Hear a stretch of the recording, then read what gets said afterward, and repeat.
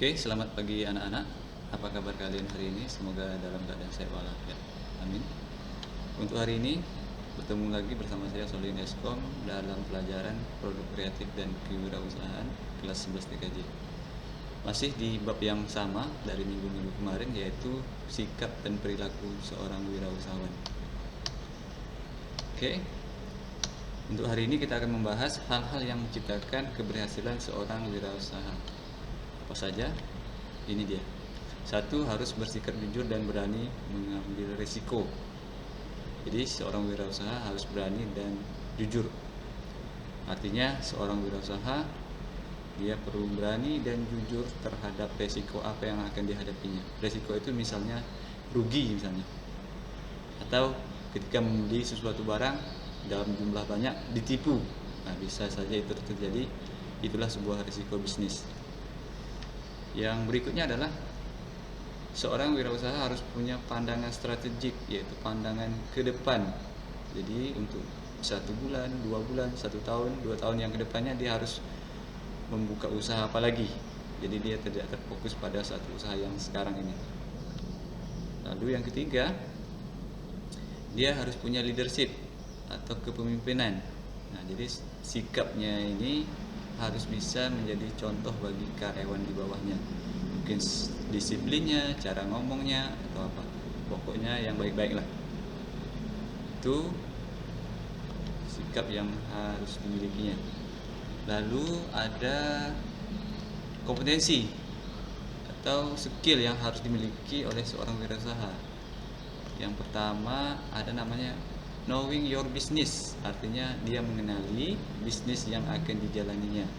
Jadi kalau kita mau buka bisnis komputer, kita harus tahu mengenai komputer itu apa dulu, barang-barang yang akan kita jual, teknologinya apa saja. Itu misalnya. Yang kedua, knowing the basic business management, artinya dia punya dasar untuk pengelolaan bisnis, ya. Punya ilmu untuk manajemen bisnis, ya. Misalnya manajemen bisnis itu ya seperti manajemen karyawan, keuangan, dan seterusnya. Yang berikutnya adalah having the proper attitude. Attitude ini sikap, ya, sikap yang sempurna terhadap usaha yang dilakukannya. Artinya dia fokus terhadap usaha yang dilakukannya. Jadi tidak bercabang-cabang pikirannya. Jadi dia melakukan usaha tentang warnet misalnya. Jadi dia harus fokus ke warnet, bagaimana sikapnya itu terhadap warnet yang dilakukannya itu. Next, ada having adequate capital. Nah, tentunya harus punya modal. Jadi kalau nggak punya modal kita nggak bisa bikin apa-apa gitu. Ya, modal penting ya. Jelas ini modal. Modal ini banyak sebenarnya. Ada dalam bentuk uang, pemikiran, dan seterusnya. Oke. Ada yang kelima, managing financial effectively, artinya bisa manajemen keuangan. Jadi kalau kita punya usaha, kita harus bisa manajemen keuangan yang kita miliki. Kalau enggak nanti boros, bisa rugi. Lalu yang keenam, manajemen waktu atau manajemen time efficiency. Ini pasti ya, harus disiplin waktu. Kalau tidak nanti akan berakibat fatal pada usaha kita. Yang ketujuh ada managing people, artinya bisa mengelola orang lain, ya termasuk karyawannya. Bagaimana dia berbicara ke karyawan, karyawannya enak mendengar, ya, tidak berkata kasar misalnya. Oke. Yang ke-8 ada namanya satisfying customer by providing high quality product.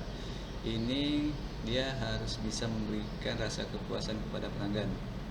Misalnya kalau jual barangnya bagus, kalau layanannya bagus, ya, tidak tipu-tipu, misalnya. Kalau barangnya bagus bilang bagus, kalau enggak bilang enggak. Harga harus disesuaikan ya.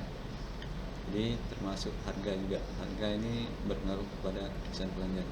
Kalau barangnya bagus, harganya tinggi, pasti pelanggan puas. Tapi kalau harganya tinggi, barangnya jelek, ya pasti pelanggan kecewa. Yang ke-9 yaitu knowing how to compete, artinya mengetahui cara bersaing. Tentunya kalau buka usaha itu banyak usaha-usaha lain yang sejenis. Nah, bagaimana cara kita bersaing? Bersaing secara sehat tentunya ya. Nah, ini dia. Yang ke-10, copying with regulation dan paperwork, artinya membuat aturan yang jelas. Artinya dalam sebuah perusahaan itu ada aturan-aturan, masuk jam berapa, pulang jam berapa, ya, hal-hal yang perlu dibuat atau yang tidak perlu dibuat. Kalau melanggar harus mendapat sanksi, ya. Itu misalnya gajinya 1 bulan berapa, ini harus jelas. Itu hal-hal yang perlu dikuasai oleh seorang wirausaha. Yang berikutnya adalah faktor yang menyebabkan kegagalan wirausaha. Menurut Zimmerer, ya, yang pertama adalah tidak kompeten dalam manajerial. Jadi dia tidak ahli, tidak bisa manajer, ya. Ini kacau nantinya. Dia tidak bisa manajemen, itu dia. Yang kedua, tidak berpengalaman baik, ya, pengalamannya kurang dalam bidang usaha itu. Misalnya kamu ingin buka warnet, tapi kamu tidak berpengalaman di bidang warnet, ya bisa kacau. Itu misalnya. Lalu kurang dalam mengelola keuangan. Ya, jelas-jelas keuangan ini adalah modal kita. Kalau modal kita boros, ya usaha kita juga akan hancur jadinya. Gagal dalam perencanaan. Jadi wirausaha ini tadi dia membuat rencana, tapi rencana itu gagal mungkin karena sesuatu dan lain hal. Maka wirausaha ini akan jadi gagal ya nantinya. Kemudian lokasi ini menentukan. Kalau kita jual makanan di tempat yang sepi, jadi jualan kita itu nggak ada yang beli, itu dia. Atau kita menjual sesuatu yang konsumennya itu tidak ada di sekitar sini. Nah, itu lokasi. Itu penting ya. Yang keenam itu sikap yang kurang tangguh. Jadi dia mungkin tidak fokus, ya. Artinya dia tidak serius dalam melakukan usahanya. Ini hal-hal yang membuat hal-hal yang membuat kegagalan dalam berusaha. Jadi itu saja materi hari ini. Saya harap kalian dapat mengerti. Sekian, terima kasih.